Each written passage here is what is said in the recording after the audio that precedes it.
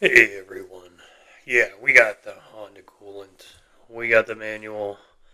We got the steps. We got the tools. Let's replace the thermostat.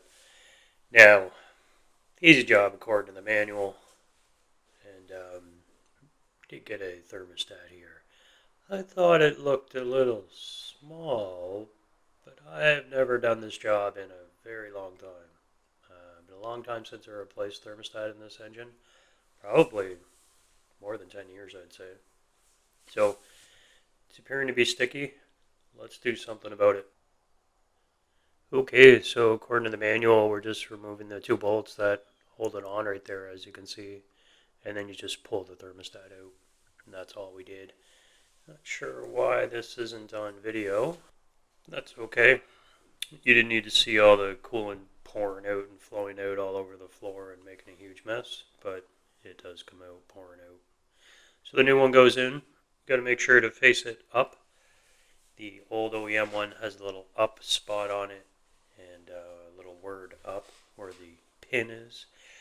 And this one doesn't because it's third party. So you just have to know the pin goes up. And simply just put it back together. You can see the lovely broken sensor, which still works. I think it broke on the engine stand once. The problem I had with this, getting this thermostat, is that this is an H22A, and all of the H22, the USDM H22s, were a smaller thermostat. So it took a couple trips to find the right one to get it to work, but yeah, we did eventually find it. Just hours to get a part shop to actually find the right one.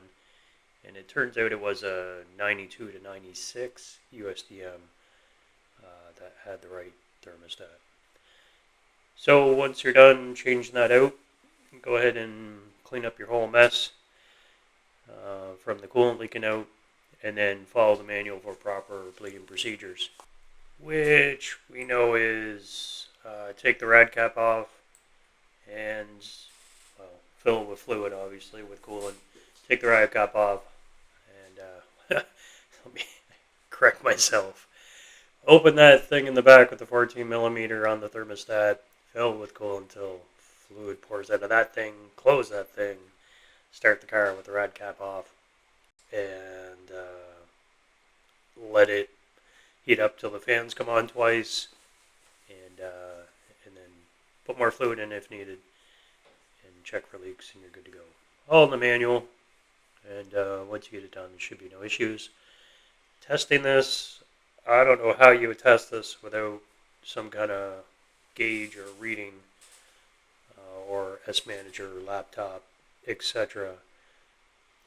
Luckily, I have the laptop, and we can try and overheat it and see what temperatures we reach, which I think is coming up right about now. So I think we're going to listen. Yeah. I do.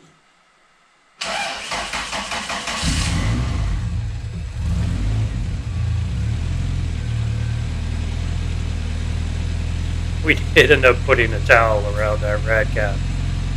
It just makes a giant mess. I really should buy that thing that goes over that, but I would say I do these once every few years, which is why I don't have one. But no issues, no leaks. I think we can show you the temperature.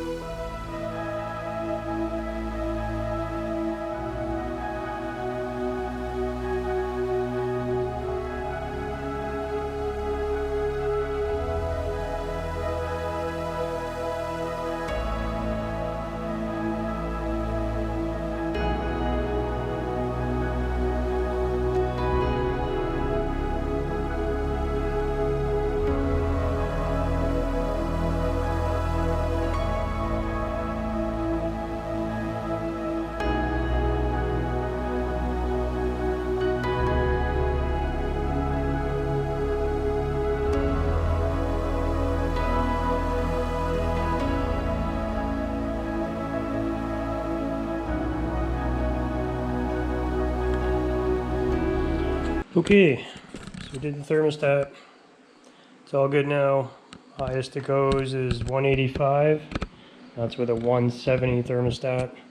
So I think we fixed that issue. We'll know by the time we get to the tuners tomorrow. And I'll keep an eye on it in the laptop when I'm driving. Other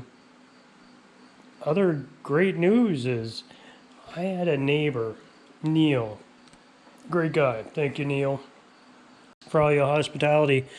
He said he welds things, and he said he was gonna weld something out of a piston I gave him from the last pistons that we burnt up in this engine. And that's another story before YouTube days. Sorry you couldn't be there. Either way, he made something out of that piston. I have to show everyone. This is unreal.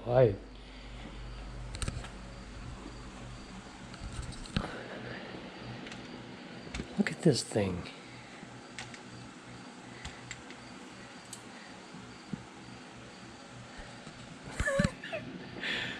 This is crazy.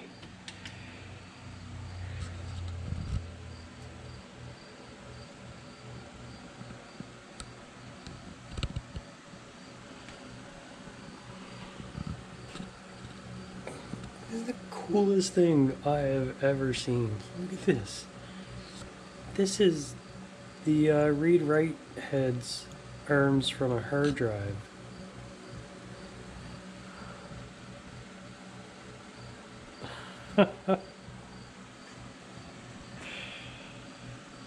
So, he's the new garage gnome. I don't have a name for him. What shall we name him? Please, open to suggestions.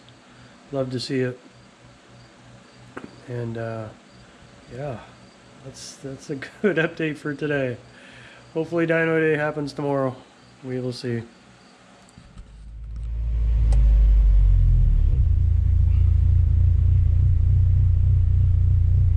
Yeah, there you have it, folks. So, usual testing, of course. Hood closed. Should have mentioned that your heat gauge should be set to hot. That was in the manual too. But we just let it run. Close the hood. Right, let it heat up as much as you can. Increase the RPMs a little bit if you want to, but you shouldn't see this gauge go any higher like we did before. And it didn't. You see 188 max, 185 now, and this is all we ever seen. We'll take it for a drive tomorrow or the next day and see if we can get that tuned out. We did get a new battery for the car. Yeah, we went with the red top. We had a yellow top before. It was probably 12 to 15 years old. It was drained several times. It still started the car and it still worked fine, but it was a 750 cca battery, cold cranking amp. But when you tested it, even at full charge, it only tested out of 550, and you could tell it was having trouble starting the car sometimes, or the battery quickly drained, even though you had the car off for a day or two. Things like this, it would never hold a full charge, and then the CCA would always suffer. It still worked. You could dry places, start, no problem. But if you let it sit for a day or two, it's just quickly lose its efficiency. Anyway, I think that's it, folks. Appreciate watching the boring video. Small bonus there for those actually watching the video with the cool robot statue thing that we got a name. And Dino Day did get delayed. I'll give you that update already. We're still trying to get it in there, but it's just how the cookie crumbles. Not much I can do about that, but just keep improving the car and get it ready for Dino Day. So, cheers all. Thanks for watching.